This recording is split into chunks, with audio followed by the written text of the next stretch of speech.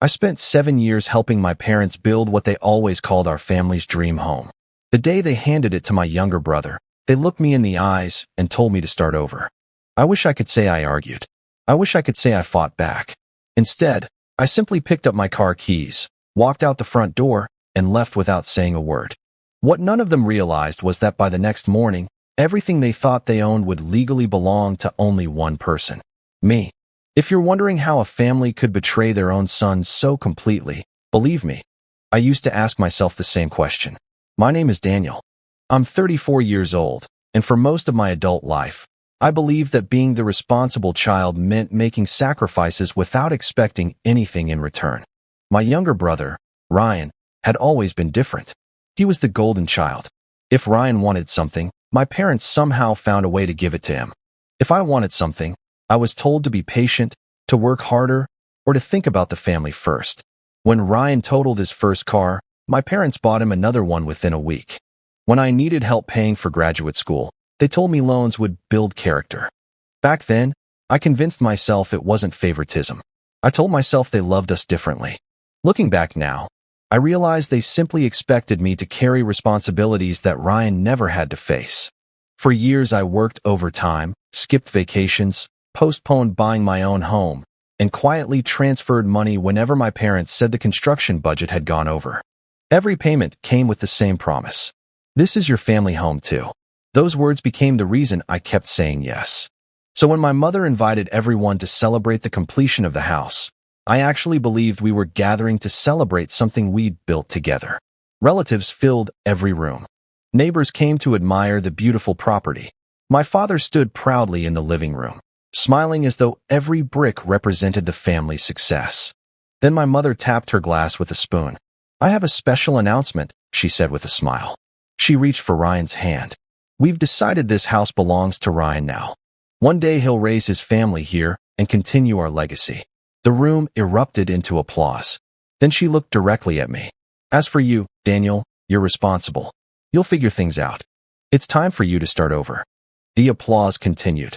No one noticed that my entire world had just collapsed. People often assume moments like that happen without warning. They don't. The announcement in my parents' living room wasn't the beginning of the story.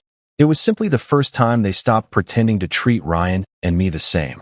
Growing up, Ryan was always the center of attention. If he earned an average grade, my parents celebrated with dinner at his favorite restaurant. When I graduated at the top of my class, my father simply nodded and asked if I'd already started looking for a better-paying job. Ryan was praised for his potential. I was valued only for what I could provide. At first, I didn't resent him. None of it was really his decision. My parents created a family where one child was protected from every consequence while the other was expected to solve every problem. When Dad's small business struggled, I was the one who covered overdue bills. When Mom needed unexpected medical treatment, I emptied my savings without hesitation. When Ryan wanted to leave his job because he needed a break, my parents encouraged him to follow his dreams while quietly asking me if I could help with the mortgage payment. Every request came wrapped in guilt. "We've sacrificed everything for you boys. Family always helps family. You know your brother isn't as strong as you." Those words became impossible to ignore. If I hesitated, I was made to feel selfish. If I agreed, I was told I was a good son. So I kept saying yes. When my parents decided to build their dream house, they insisted it wasn't just for them. "This will always be the family home," Mom promised. "One day, both of you will always have a place here." Because their credit history wasn't strong enough to secure favorable financing. The bank required someone with stable income and excellent credit to support the process. I trusted my parents completely, signed the paperwork they placed in front of me, and continued making regular financial contributions toward the loan and construction costs. I never asked for recognition. I never asked whose name would ultimately be on the house.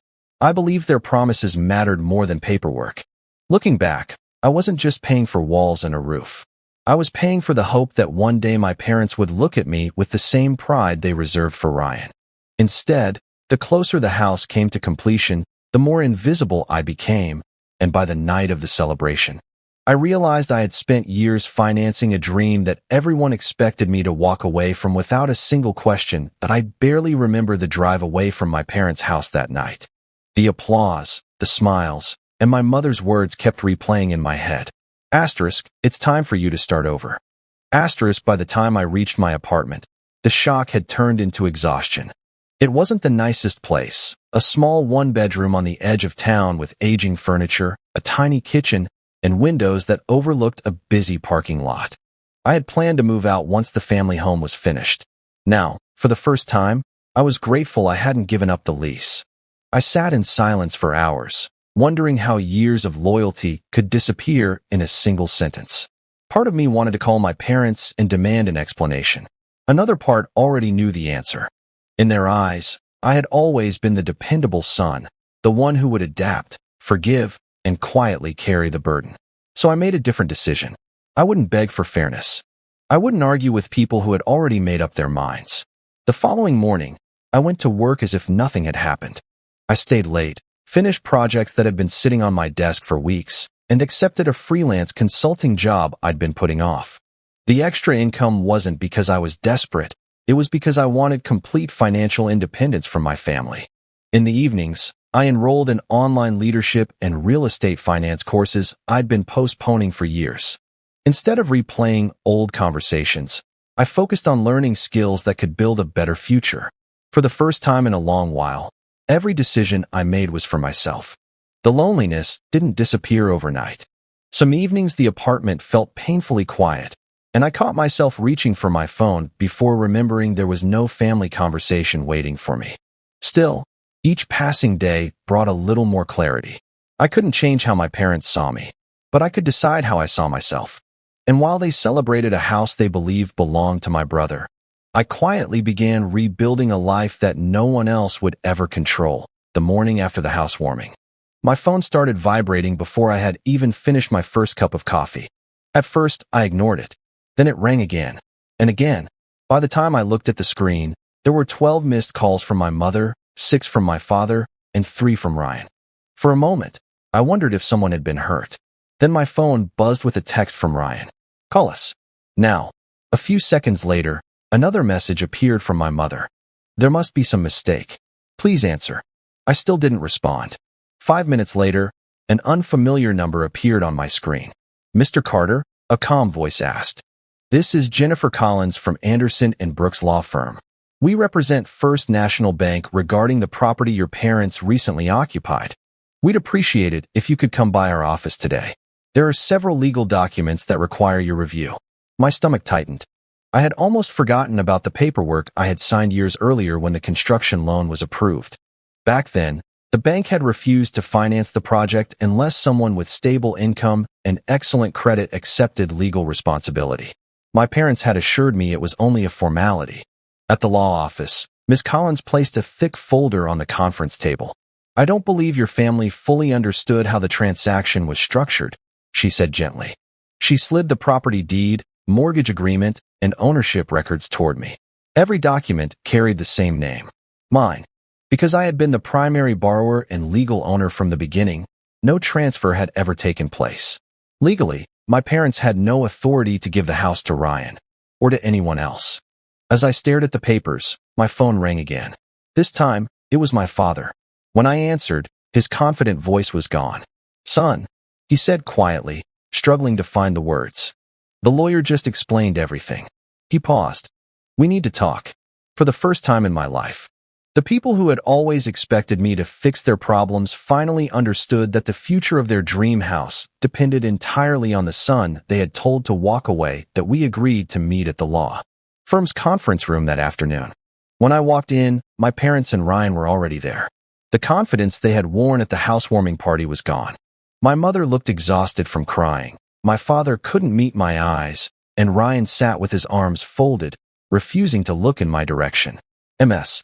Collins entered with a thick binder and placed it on the table. "Before anyone says anything," she began, "I'd like to review the official ownership records." She opened the binder and carefully arranged several documents in front of us. The construction loan was approved solely because Mr. Daniel Carter qualified as the primary borrower. She slid another document across the table. "This is the recorded property deed." My name appeared on every page. She continued calmly. "These are the mortgage agreements, payment records, and bank statements covering the last 7 years. One by one, the evidence told the same story. Every monthly payment had come from my account. Every major construction expense had been authorized with my signature. Every legal responsibility belonged to me. My parents stared silently at the paperwork they admitted they had never bothered to read. Ryan finally broke the silence. "But Mom and Dad said the house was mine." Miss Collins nodded politely. "They may have intended to give it to you, but intention is not the same as legal ownership. Since no transfer of title was ever completed, they had no authority to promise or gift this property."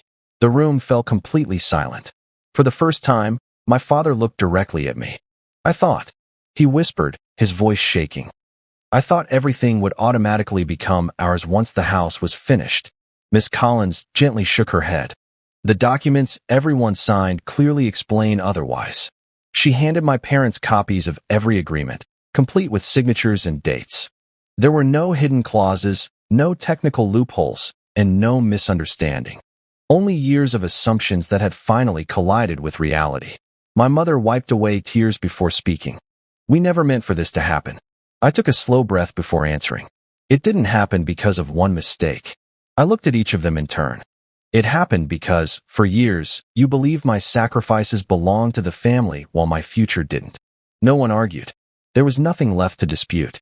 The truth wasn't hidden anymore. It was sitting on the table, signed, dated, and impossible to deny. Over the next few weeks, my parents called almost every day. Sometimes they apologized. Sometimes they cried. Sometimes they insisted we could fix everything if I would just transfer the house to Ryan and let the family move on. For the first time in my life, I didn't let guilt make my decisions. I listened respectfully, but I also remembered every birthday I spent working overtime to help with their bills, every vacation I canceled to make another mortgage payment, and every promise that the house belonged to all of us. Those memories deserved honesty, not another sacrifice. After speaking with my attorney and the bank, I made the decision that felt right for me. I placed the property on the market, completed the legal sale, paid off the remaining loan balance, and invested the proceeds into a modest home that fit my needs instead of someone else's expectations. It wasn't the biggest house. It wasn't the fanciest neighborhood. But every payment, every room, and every decision belonged to me alone. My parents eventually stopped calling as often. Whether it was acceptance or disappointment, I never really knew. Ryan sent one final message saying he wished things had turned out differently. I hoped he meant it, but I also understood that some relationships can only heal when everyone accepts responsibility for the past. I chose not to carry bitterness with me. Cutting ties wasn't about punishment. It was about creating enough distance to build a healthier future. Over time, my apartment filled with moving boxes, then furniture, then laughter from friends who became the family I had always wanted. My weekends were no longer spent solving other people's financial problems. Instead, I traveled, pursued hobbies I had postponed for years, and finally allowed myself to enjoy the life I'd worked so hard to build. Looking back, losing my parents' approval felt devastating. Finding my own self-respect changed everything. The greatest lesson I learned wasn't about property, money, or legal documents. It was that love should never depend on how much you're willing to sacrifice. The people who truly value you won't ask you to prove your worth again and again. They'll recognize it long before you have to. Walking away from that house felt like the end of my world. In reality, it was the first day I finally came home to myself.